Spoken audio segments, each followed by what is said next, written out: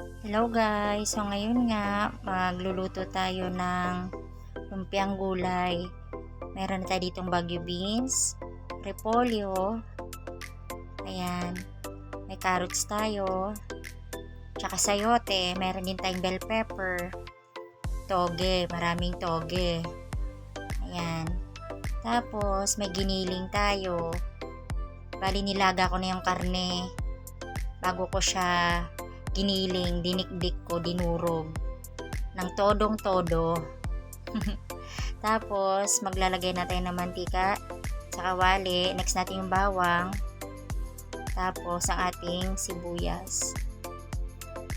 Giniling. Yan. Maraming giniling yan. Lagay tayong paminta. Lagay na rin natin yung lahat ng gulay, sama-sama na. Next natin yung toge. Ayan. Para mas dumami ang ating gulay. So, ayan na, titimplahan natin ng asin. 4 cubes. At seasoning granules. So, ayan na. Bali, half cook nga lang yan kasi ibabalot pa naman natin yan. Tapos pipirituhin. Ayan.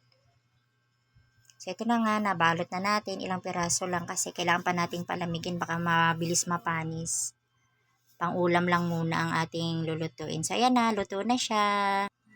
Salamat sa panonood. Bye-bye!